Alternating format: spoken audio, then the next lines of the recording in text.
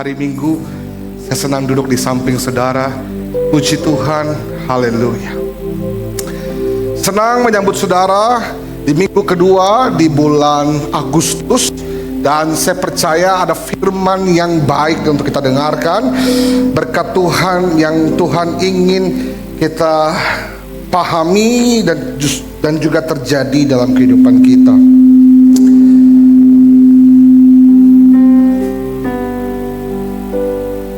Baik, saudara, selama 1 bulan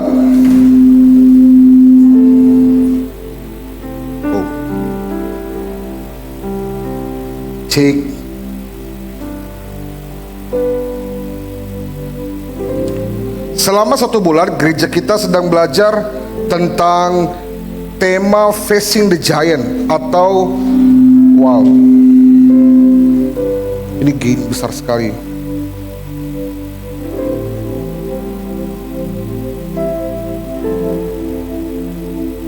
Oke, cek.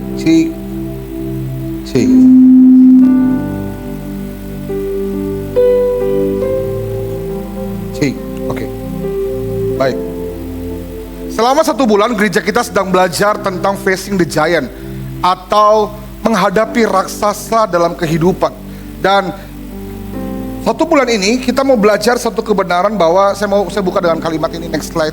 Seringkali raksasa terbesar dalam kehidupan kita bukan tentang apa yang kita hadapi di depan kita. Kadang kita pikir raksasa terbesar dalam hidup kita adalah masalah ekonomi, kemudian masalah keluarga, rumah tangga. Saya tahu itu penting, tetapi ternyata masalah yang menjadi raksasa dalam kehidupan kita bukan cuma tentang apa yang ada di depan kita, kesehatan, keuangan, dan sebagainya. Tapi justru salah satu masalah terbesar, raksasa terbesar dalam kehidupan kita bukan tentang apa yang di depan kita, tapi justru yang ada di dalam kita. Cara kita merespon masalah, perasaan-perasaan dalam diri kita, cara kita berpikir, cara kita bergantung dan percaya kepada Tuhan, kalau itu tidak diperhatikan, seringkali menjadi raksasa yang menghancurkan hidup kita dari dalam. Itu sebabnya 1 bulan ke depan kita akan belajar raksasa-raksasa apa yang seringkali iblis tanpa kita sadari dia taruh dalam diri kita, sehingga kita tidak bisa maju, tidak bisa melangkah, tidak pernah sampai pada rencana Tuhan dalam kehidupan kita. Boleh bantu next slide? Setidaknya selama 5 minggu saudara akan belajar. Minggu lalu saudara belajar tentang mengatasi rasa takut. Ada banyak orang tidak maju bukan karena kurang kesempatan, tidak maju bukan karena kurang kemampuan. Mereka tidak berhasil karena kurang keberanian untuk melangkah dalam rencana Tuhan. Mereka dipenuhi rasa takut. Makanya minggu lalu kita belajar, Daud sangat baik mengajari kita. Dia bilang begini, waktu aku takut, aku percaya kepada Tuhan. Daud tidak menghilangkan rasa takut atau tidak menolak rasa takut. Dia tahu rasa takut itu ada di setiap kita, siapapun kita pasti mengalami rasa takut. Tapi justru poin dari Daud bukan tentang rasa takut yang kita alami, tapi bagaimana kita merespon rasa takut kita. Daud berkata, waktu aku takut, aku percaya kepada Tuhan. Saudara bisa dengarkan khotbah Bapak Gembala di minggu lalu, bagaimana saudara bisa mengatasi rasa takut dalam diri saudara. Dan minggu ini saya mau bicara tentang insecurity atau keraguan dalam diri. Ketidakpercayaan diri, keraguan, meragukan diri sendiri, seringkali juga iblis pakai untuk menghentikan langkah kita dan membuat kita tidak sampai pada rencana Tuhan. Saya akan jelaskan banyak sebentar. Minggu depan, Pastor Ezra akan mengajarkan kita tentang mengatasi keletihan atau burnout. Hati yang lelah, kadang bukan masalahnya yang terlalu berat, kitanya yang terlalu lelah. Nah, bagaimana kita mengatasi dan mengenali diri kita? Kadang kita bekerja keras, sepertinya kondisi tidak berubah, kondisi tidak semakin baik, kita mulai kehilangan tenaga dan kemampuan. Itu yang kita mau pelajari minggu depan. Minggu keempat, Ibu Gembala mengajarkan kita mengatasi loneliness atau kesepian, kesendirian. Dan yang terakhir, saya akan bicara tentang mengatasi kesombongan. rasa yang sering kali kita tidak sadari, tapi iblis taruh dalam hati kita. Kesombongan itu menghancurkan kehidupan. Nah, saya tahu tidak cukup dalam 5 minggu untuk mengenali raksasa-raksasa dalam diri. Tapi semoga 5 minggu ini menolong saudara untuk setidaknya mulai mengatasi raksasa-raksasa dalam diri yang iblis taruh untuk menghancurkan hidup saudara. Saya akan mulai di minggu kedua ini berbicara tentang insecurity atau ketidakpercayaan diri, meragukan diri sendiri. Sederhananya, insecurity adalah perasaan dalam diri yang tidak yakin terhadap diri sendiri, atau merasa tidak cukup baik dalam sesuatu. Ketika Tuhan minta kita mengerjakan sesuatu, atau ketika Tuhan percayakan kita sesuatu, kita selalu merasa kurang mampu, kita selalu merasa kurang bisa. Kemudian dari rasa kurang itu, kita mulai membandingkan diri kita kepada orang lain. Seringkali Tuhan percayakan pergumulan kepada kita. Lalu kita melihat, kenapa saya yang terus mengalami ini? Kenapa saya terus yang mengalami kesulitan ini? Rasanya hidup jadi orang lain jauh lebih enak, jauh lebih nyaman. Kenapa saya yang Tuhan izinkan terus ada dalam kondisi ini? Kalau bisa saya pengen jadi si A, kalau bisa saya jadi pengen si B. Waktu Tuhan percayakan kita usaha, kemudian meminta kita untuk melebarkan usaha kita, mengembangkan usaha kita, kita mulai ragu terhadap kemampuan kita. Waktu ada pergumulan, kita selalu merasa lemah, selalu merasa kecil. Kadangkala bukan tentang besarnya pergumulan kita, tapi tentang kecilnya keyakinan diri kita. Ada orang punya masalah yang sama, tapi responnya berbeda. Tentu bukan dari apa yang terjadi di luar, tapi tentang apa yang terjadi di dalam. Kita belajar lagi dari Daud. 2 minggu ini kita belajar dari Daud. Tahukah saudara bahwa kemenangan yang diterima oleh Daud di medan perang terhadap Goliat itu sudah dia perangi sebelum dia berjumpa Goliat. Peperangan sesungguhnya bukan ketika dia bertemu Goliat. Peperangan sesungguhnya terjadi sebelum dia ketemu Goliat. Waktu dalam perjalanan mempersiapkan diri untuk menggenapi panggilan Tuhan, mengalahkan Goliat, berdiri bagi Israel. Sebelum dia mengambil keputusan mengalahkan Goliat, pasti ada peperangan dalam diri. Kalau kita pun juga demikian, sebelum mulai usaha, sebelum mengambil keputusan, sebelum menghadapi situasi, kita selalu bergumul, saya bisa atau tidak ya? Saya mampu atau tidak ya? Tuhan tolong atau tidak ya? Dan sebagainya. Justru peperangan itulah yang dimenangkan lebih dulu oleh Daud, sehingga kemenangan terhadap dirinya sendiri membawanya menang menghadapi Goliat. Saya selalu percaya, setiap kita yang mampu menang terhadap diri sendiri tidak akan sanggup dikalahkan oleh apapun. Katakan amin. Kalau saudara menang pada diri saudara, pada perasaan-perasaan negatif, pada intimidasi pada diri, maka iblis tidak punya kesempatan untuk menghancurkan saudara dengan apapun yang terjadi di depan saudara. Karena saudara lebih dulu menang di dalam. Sebelum Daud mengalahkan Goliat, ia terlebih dulu mengalahkan dirinya sendiri. Mari saya lihat peperangan, mari saya tunjukkan pada saudara, peperangan apa yang Daud alami sebelum melawan Goliat. Ini menunjukkan kepada saudara, seringkali sebelum menghadapi masalah, peperangan itu sudah terjadi dalam diri kita. Sudah terjadi dalam hati kita. Keyakinan pada diri, kepercayaan pada Tuhan itu bergejolak dalam hati. Dan harus saudara perangi. Supaya kalau saudara menang dalam diri, saudara mampu menang terhadap situasi dan kondisi.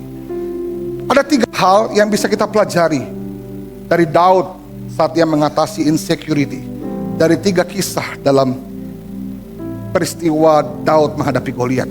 Yang pertama, saya pelajari, Daud mengajarkan kita tentang kebenaran ini. Sudut pandang selalu menentukan kemenangan.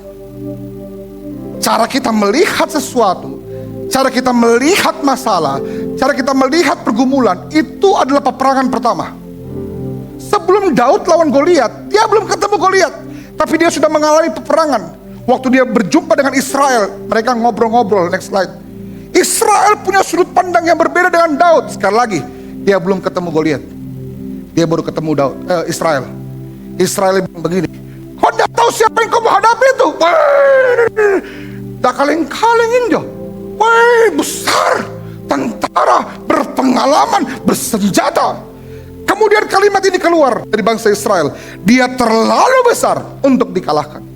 Saudara perhatikan bagaimana Israel melihat Goliat. Mereka melihat Goliat dengan begitu besarnya Goliat. Begitu kuatnya Goliat. Begitu hebatnya Goliat. Semua energi, sudut pandang mereka berfokus pada besarnya Goliat. Tapi apa yang terjadi? Menjadi respon Daud. Inilah kemenangan pertama Daud. Waktu dia bertemu dengan Israel, peperangan terjadi. Israel mencoba untuk membawa Daud melihat besarnya Goliat. Tapi Daud merespon dengan kemenangan. Dia katakan begini, siapakah orang Filistin? Sebesar apapun dia, sehebat apapun dia, sekuat apapun dia, sampai ia berani mencemooh barisan Allah yang hidup.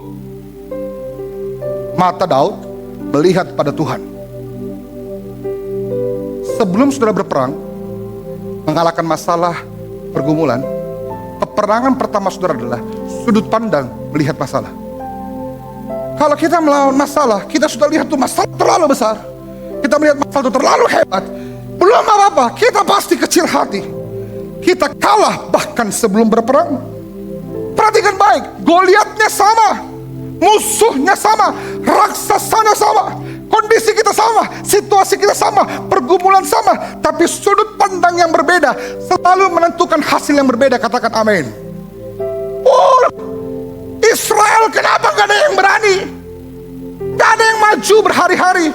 Mereka fokus pada wih besar sekali ini orang. Nah ini sumber masalahnya. Next slide.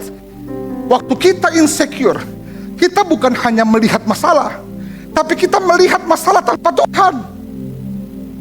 Itu bagus banget loh. Waktu kita mulai tidak percaya diri, waktu kita mulai merasa lemah, waktu kita mulai ragu, sebenarnya bukan karena masalahnya, tapi kita melihat masalah itu tanpa melihat Tuhan. Waktu Israel takut, Israel lemah, kenapa dia begitu takut? Dia cuma lihat Goliatnya. Tapi Daud mengajarkan kita untuk punya sudut pandang yang benar, bahwa sebesar apapun raksasa hidup kita, ada Tuhan yang jauh lebih besar. Katakan amin. Tidak jarang Tuhan lebih tertarik mengubah cara kita melihat sesuatu sebelum mengubah sesuatu itu sendiri. Dia ubah cara kita melihat masalah dulu sebelum dia mengubah masalah itu sendiri. Saudara, apapun yang saudara alami hari ini, mari belajar untuk arahkan pandangan saudara selalu kepada Tuhan. Percayalah bahwa segala sesuatu dalam izin dan kendali Tuhan. Ada satu prinsip yang saya percaya dalam keluarga kami. Kami selalu percaya bahwa Alkitab berkata tidak pernah ada cobaan yang lebih besar dari kemampuan kita. Dalam perjalanannya saya mengalami, tidak pernah ada masalah yang lebih besar dari kemampuan saya, kecuali memperbesar kemampuan saya. Percayalah, seringkali memang Tuhan izinkan sesuatu yang rasanya lebih besar dari kita, lebih berat dari kita, lebih hebat dari kita, tapi justru untuk meningkatkan kemampuan dan kapasitas kita. Katakan amin. Selalu ada campur tangan Tuhan di balik apapun yang terjadi. Israel begitu takut, mereka kehilangan pandangan kepada Allah. Mari saya tunjukkan pada saudara apa yang mereka lihat. Israel berfokus kepada Goliat, sehingga mereka selalu melihat diri mereka kecil. Kalau mata kita selalu bertuju pada sakit, kalau mata kita tertuju pada kesulitan, pada hal-hal yang menyakitkan kita, itu sebabnya kenapa energi kita habis dengan semua itu, sehingga kita gak punya kekuatan tenaga untuk melihat Tuhan dalam diri kita. Sedangkan Daud melihat Tuhan lebih dulu, baru melihat Goliat. Ada banyak orang bukan keadaan yang bermasalah, tapi sudut pandang yang bermasalah. Mereka melihat segala sesuatu dari kacamata kondisi, kacamata situasi. Tapi hari ini saya mau mengajak kita untuk punya sudut pandang yang benar. Saya ulang sekali lagi, peperangan pertama kita adalah cara kita melihat peperangan itu. Mari belajar untuk selalu melihat dari kacamata Tuhan. Kalau kita melihat Tuhan yang besar, kita tidak akan merasa Goliat terlalu besar. Insecurity selalu membuat kita melihat diri kita berdasarkan ukuran masalah. Waktu masalah terasa begitu besar, kita merasa begitu kecil. Padahal justru apa yang di dalam kita, Alkitab katakan, jauh lebih besar dari apapun yang ada di dunia.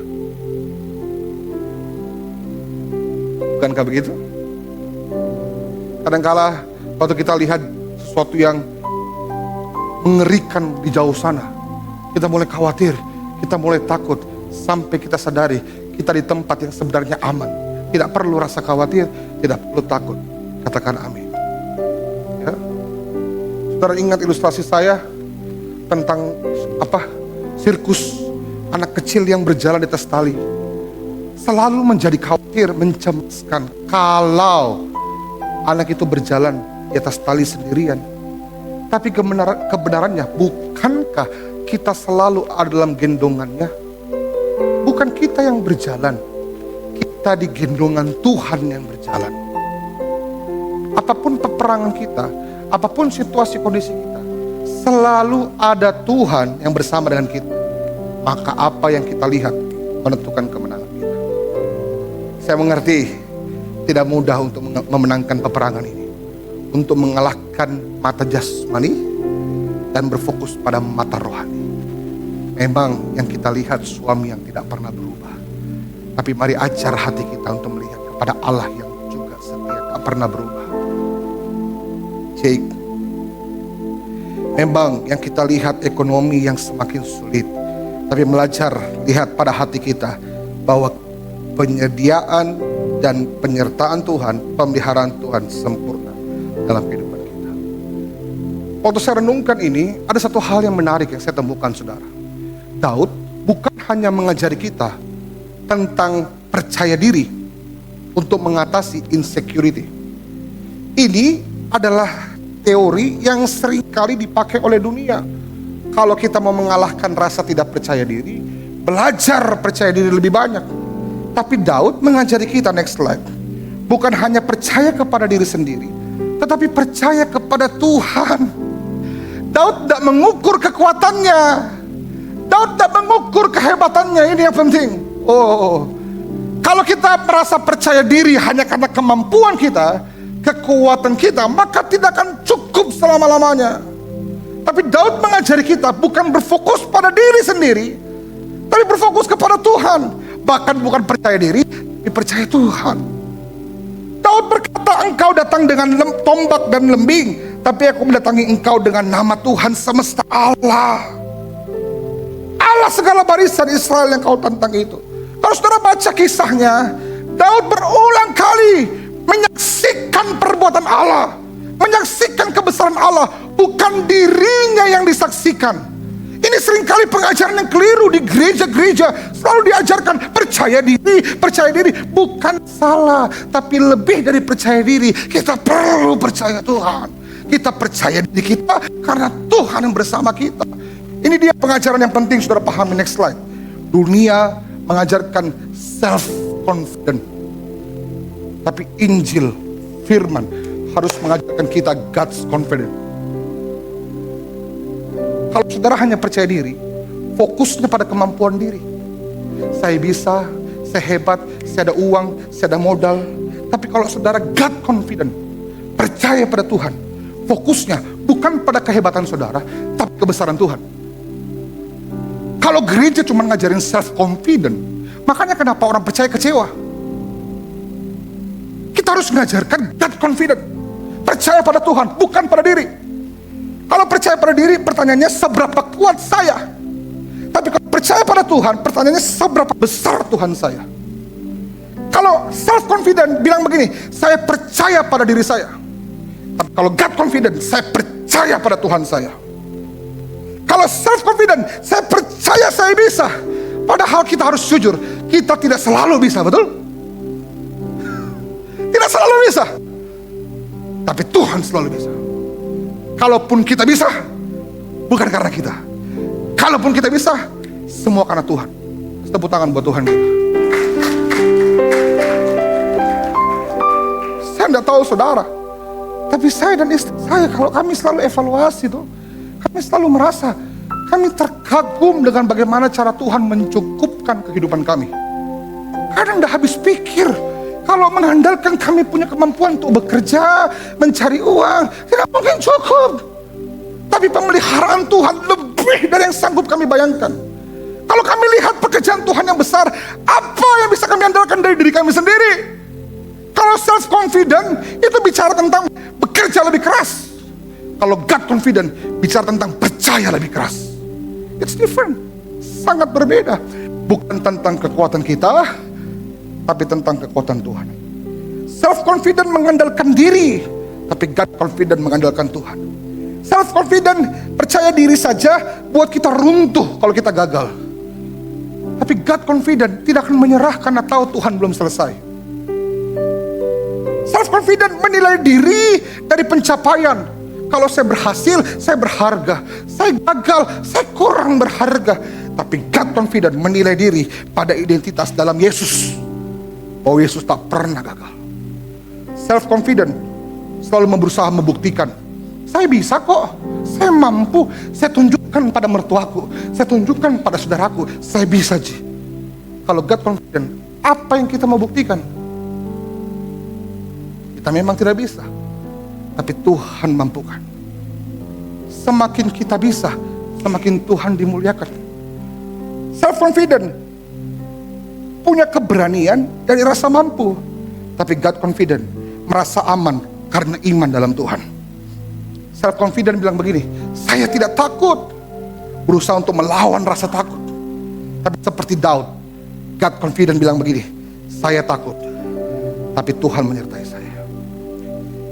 Self confident bergantung pada diri, confident bergantung sepenuhnya kepada Tuhan.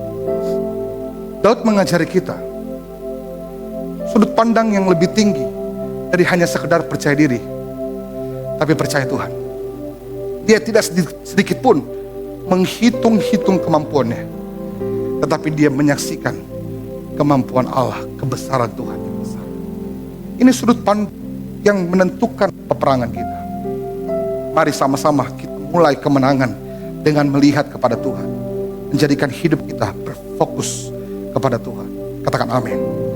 Yang kedua, dari Daud kita belajar bukan cuma tentang punya sudut pandang yang benar, tapi juga sadar bahwa begini, ternyata memang akan selalu ada suara yang berusaha meragukan kita. Mungkin suaranya daripada diri kita sendiri. Saya nggak bisa, saya nggak mampu, saya nggak akan berhasil, tidak akan berubah, situasi akan buruk. Ada ketakutan-ketakutan, suara-suara yang menjatuhkan diri kita. Atau mungkin suara-suara dari masa lalu, traumatis. Ada orang yang dari kecil orang tua sudah bilang, yang macam-macam bodoh kok kau nak, yang macam-macam selalu kau gagal. Jadi waktu dia mau buat sesuatu dia percaya bahwa dirinya bodoh, waktu dia mau buat sesuatu dia percaya dirinya tidak mampu. Atau mungkin kegagalan di masa lalu menjadi suara yang terus berbicara kuat bahwa dia tidak akan mampu mengerjakan apa yang Tuhan percayakan. Tapi peperangan berikutnya bukan cuma tentang apa yang kita lihat, tapi juga apa yang kita dengar. Tunjukkan pada saudara, next slide. Ini belum lawan Goliat, belum ketemu Goliat. Habis ketemu Israel, Daud ketemu Eliab. Siapa Eliab?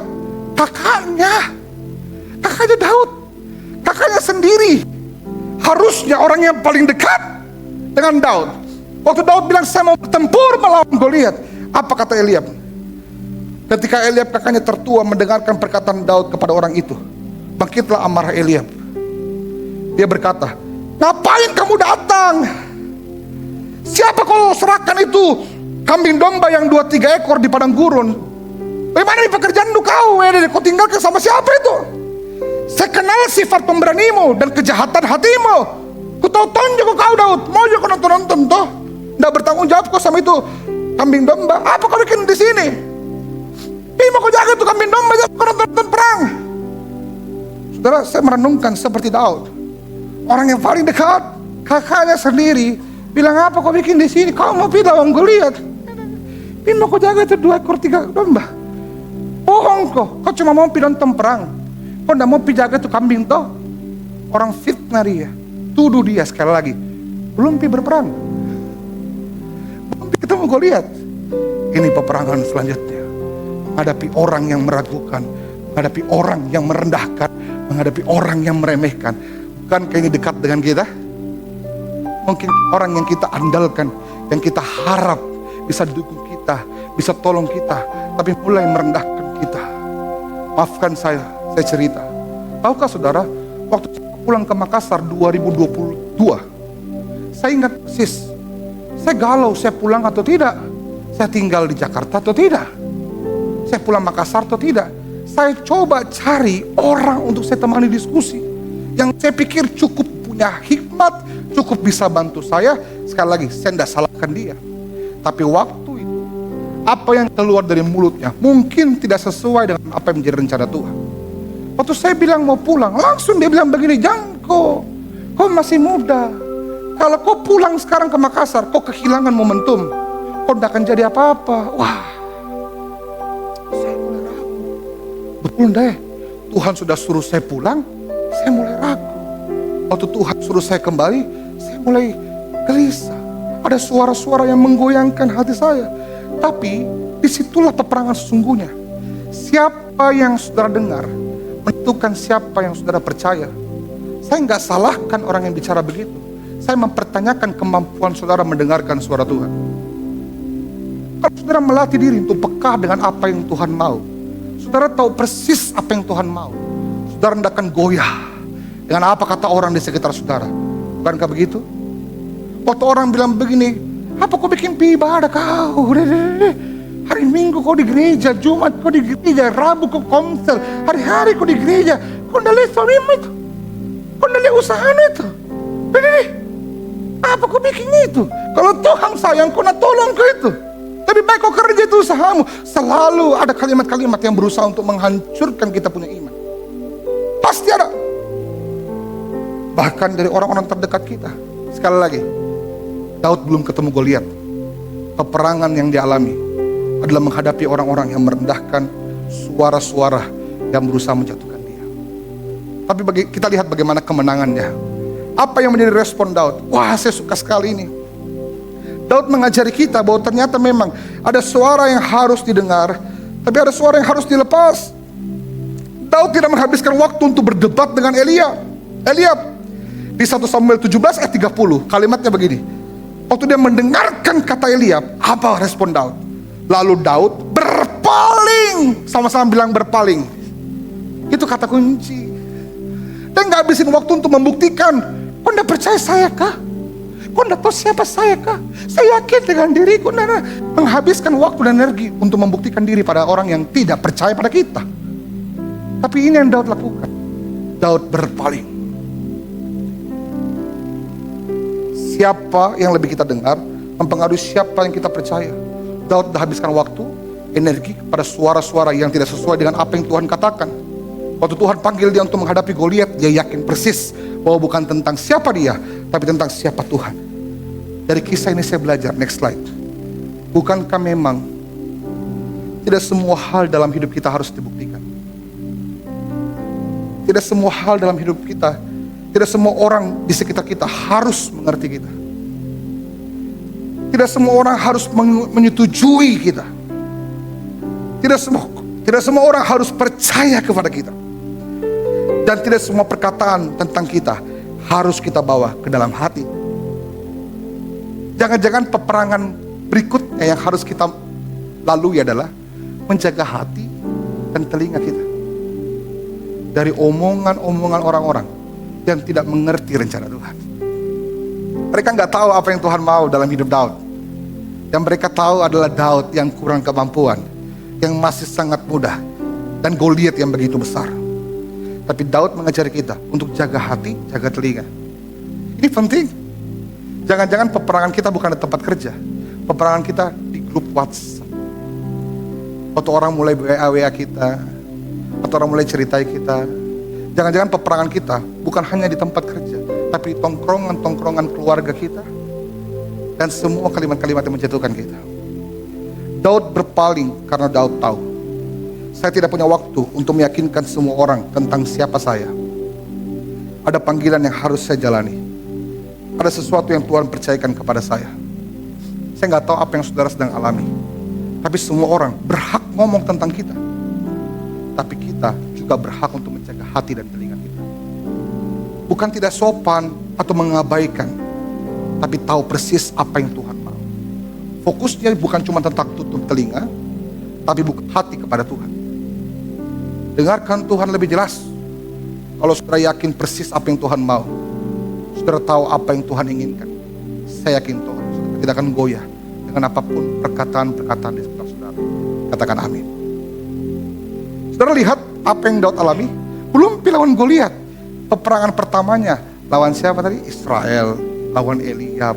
Itu yang terjadi setiap hari dalam hidup kita, betul? Belum ada masalah yang terlalu besar, tapi setiap hari kita sudah mengalami itu. Yang terakhir, dari Daud saya belajar, sudut pandang menentukan kemenangan. Akan selalu ada suara yang berusaha meragukan kita. Dan yang ketiga, ternyata memang kita tidak perlu jadi orang lain untuk meraih kemenangan. Belum pindah lawan Goliat lagi. Terakhir sebelum dia berperang, dia ketemu siapa? Saul. Next slide. Waktu dia ketemu Saul, Saul mungkin kali ini percaya dengan apa semua Daud katakan. Tapi Saul bilang begini, sini kau dulu. Nih, pakai bajuku, pakai topiku, saya biasa pakai ini. Nah ini paling bagus untuk kau pakai.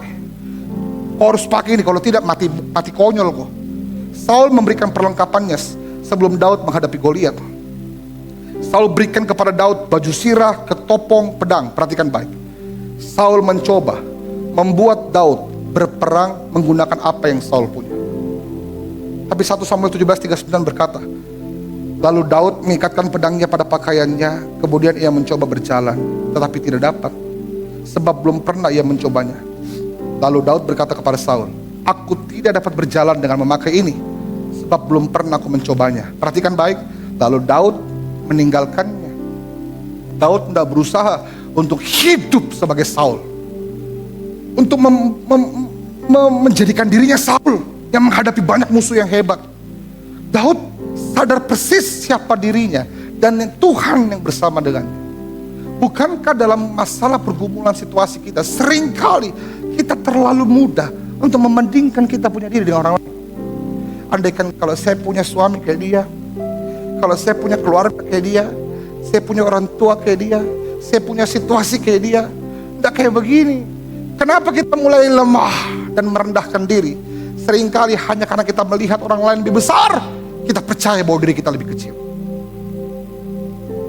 Padahal justru Tuhan tahu persis siapa yang dia pakai. Daud tidak menang karena menjadi Saul.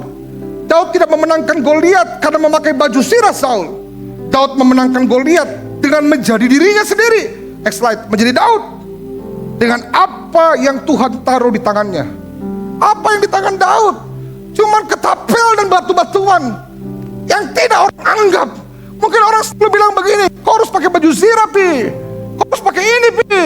Terlalu banyak komentar. Bukan salah, tapi fokus kita dalam melihat apa yang Tuhan percayakan di tangan kita, bukan begitu? Harusnya berfokus pada apa yang Tuhan sudah taruh pada kita. Kalau kita terus lihat pada orang lain, kita akan terus melihat diri kita kecil. Saya selalu cerita ini, saya suka sharing sama saya punya om Pak Ruby. Dalam pelayanan juga saudara harus jujur. Kadang kita sudah kerja keras, minta maaf. Kadang kita lihat orang punya pelayanan, sebagai pendeta ada hati itu merasa kayak wih, kerasnya nih kita punya pekerjaan. Mungkin dia pakai cara-cara yang tidak benar, minta maaf. Cara jalan pintas, bawa jemaat banyak dan sebagainya. Kenapa mereka begitu? Kita yang betul-betul kerja ini, yang tulus-tulus begini, setengah matinya dia gampang sekali dengan uang dan sebagainya. Ada perasaan begitu. Saya punya Anggur Ruby bilang, Pak Ruby bilang begini. Waktu dia punya usaha, dulu memang dia selalu lihat tokonya orang, menjual ini lagi saya deh. Dia lagi tokonya orang, laku lagi. Dia lagi tokonya orang, makin besar atau apa. Terus diajar saya begini, selama kau lihat tokonya orang, kau kehilangan waktu untuk perhatikan tokomu. Kalau kau lihat terus usahanya orang, kau tidak akan punya energi untuk lihat usahamu. Waktu kau lihat orang lain, kau akan selalu diri kecil. Energi yang kita pakai untuk mengecilkan diri adalah energi yang sama yang kita butuhkan untuk memaksimalkan diri, bukan begitu? Saya pikir ya betul juga ya. Jangan-jangan selama ini kita tidak pernah kemana-mana karena kita terlalu sibuk untuk bandingkan kita punya diri. Kita nggak sibuk upgrade kita punya diri. Kita gak sadar karena iblis taruh dalam hati. Sekali lagi, jangan-jangan musuh yang ada di dalam lebih berbahaya daripada musuh yang ada di depan. Kalau di depan kelihatan, kalau di dalam cuma Tuhan yang bisa selidiki. Adakah hari ini kita terus mengeluh dengan kondisi kita, mengeluh dengan situasi kita, membandingkan diri kita dengan orang lain? Daud tidak membandingkan. Perhatikan baik, yang terlihat sederhana di tangan manusia bisa menjadi senjata yang luar biasa di tangan Tuhan. Daud percaya diri, bukan dengan ketapel, dengan senjata yang dia punya. Daud percaya diri dengan Tuhan yang ada dalam dirinya. Hari ini jangan-jangan pertanyaannya bukan apa yang orang lain punya. Pertanyaannya adalah apa yang Tuhan sudah taruh dalam saya. Kalau saudara perhatikan, saya selalu mengajarkan untuk tidak menganggap remeh semua yang Tuhan percayakan. Tidak ada kepercayaan Tuhan yang terlalu kecil. Saudara jangan bilang usahaku baru kecil-kecil, kasihan, baru mulai-mulai. Ingat, 5 roti 2 ikan bisa bikin makan 5.000. Kalau itu anak bilang begini, apa tonjol 5 roti 2 ikan biar teh gigi tidak dapat. Tidak akan ada mujizat 5.000 orang. Jangan pernah anggap kecil apa yang di tangan kita. Kita pikir, aduh saya masih kerja sama orang, saya masih disuruh-suruh. Jadilah baik, kerjakan dengan baik. Energi yang ada pakai untuk maksimalkan diri, bukan pakai untuk bandingkan dengan orang lain. Situasi memang tidak nyaman. Kalau kita belum bisa ubah keadaan, belajar untuk ubah kita punya diri. Maksimalkan, saya percaya Tuhan pakai lakukan hal yang besar. Boleh kasih tepuk tangan buat Tuhan. Besar dalam hati saya, Tuhan ingin bicara pada kita bahwa dia sungguh percaya pada kita. Dia mengajarkan kita bahwa dia cukup bagi kita. Kita selalu merasa kurang karena kita gak cukup dengan Tuhan. Tapi Tuhan sendiri bilang begini, aku sendiri cukup buat kamu untuk segala hal yang kau perlukan. Saudara ingat Musa, saya ingat kisah ini, saya selalu suka sekali kalimat ini. Waktu Musa mau dipanggil Tuhan pimpin bangsa Israel, banyak sekali alasannya. Dia bilang, tidak bisa kami bicara, tidak bisa kami takut ke air. Banyak sekali seperti kayak kita. Waktu Tuhan bilang begini, aku mau kamu Musa. Saudara ada kalimat yang bagus. Musa bilang begini, utuslah kiranya siapa saja yang patut kau utus. Maksudnya Musa, jangan bukan saya kok dong, yang lain mau. Apa kata Tuhan? Waduh, ini mengharukan saya. Tuhan bilang begini, Musa, bukankah di situ ada Harun? Aku tahu dia lebih pandai bicara dari kamu. Tahukah saudara, bahwa dalam hidup kita, Tuhan bisa pakai siapa saja. Tidak harus kita sebenarnya. Tuhan bisa pakai mertua kita, bisa pakai suami kita, bisa pakai kakak kita. Kadang kita selalu bilang, kenapa saya harus bertanggung jawab? Saya yang paling kecil di keluargaku, paling sedikit makanku. Kenapa saya itu kakak gue? Tidak ada susah-susahnya. Hidup untuk dirinya, saya yang harus tanggung orang tua. Tuhan bilang begini, bukankah di situ ada Harun? Tuhan bisa pakai yang lain. Tapi kenapa saya pilih kau Musa? Karena saya maunya kau. Saya maunya kau. Tuhan bisa pakai siapa saja dalam hidup kita. Tapi kalau Tuhan pilih kita untuk apapun yang sedang kita alami, Tuhan maunya kita. Katakan amin. Dan Tuhan tahu persis bahwa dia cukup bagi kita. Bukan karena Musa mampu, tapi karena ada Tuhan bagi Musa. Saya nggak tahu ada situasi apa yang sedang kita alami hari ini. Tapi pesan di hati saya kuat bahwa Tuhan cukup bagi kita. No, kita nggak perlu baju sirah Saul. Kita nggak perlu ketopongnya Saul. Kita nggak perlu pakai orang punya hebat, punya kemampuan. Kita nggak perlu lihat pada yang lain. Kita cukup melihat pada Allah. Allah cukup bagi kita. Saya sudah well singer maju ke depan. Saya sudah selesai. Kita tidak pernah dipanggil untuk menjadi orang lain agar memenangkan pertandingan kita. Saya sangat berdoa ada sesuatu yang Tuhan taruh dalam hati kita pagi hari ini. Adakah saudara yang mulai cemas dengan kekuatan yang ada pada saudara? Rasa lemah yang sepertinya lebih besar dari saudara. 3 hal yang kita pelajari. sudut pandang menentukan kemenangan. Selalu ada suara yang berusaha meragukan kita. Tidak perlu jadi orang lain untuk meraih kemenangan. Ketiga hal ini Daud alami sebelum ketemu Goliat. Ini peperangan dalam diri. Sebelum saudara menghadapi masalah di tempat kerja, masalah dalam keluarga, saya berdoa saudara menang terhadap diri saudara sendiri. Sekarang kita makin berdiri, kita baca ayat terakhir. Ini kata Daud, baca dengan suara yang keras, 2-3 ayat mingguan kita. Dan supaya segenap jemaah ini tahu bahwa Tuhan menyelamatkan bukan dengan pedang, bukan dengan lembing, sebab di tangan Tuhan pertempuran, dan Ia pun menyerahkan kamu ke dalam tangan kami. Bukan tentang uang, bukan tentang pekerjaan, bukan tentang kepercayaan, semua tentang Tuhan. Tahukah saudara bahwa satu-satunya rasa aman yang harus kita pegang adalah bahwa semua pertempuran kita itu milik Tuhan. Amin. Harusnya buat kita yakin seperti Daud untuk berdiri tegak dan berkata, engkau datang dengan tombak dan lembing, aku datang dengan nama Allah semesta alam. Berikan tepuk tangan buat Tuhan. Tuhan yang bersama kami. Haleluya. Mari kita syukur kita di hadapan Tuhan. Tuhan tak pernah tinggalkan kita. Dia ada bersama dengan kita. Hari ini rasa aman menjadi bagian kita. Haleluya. Berjalan bersama kami.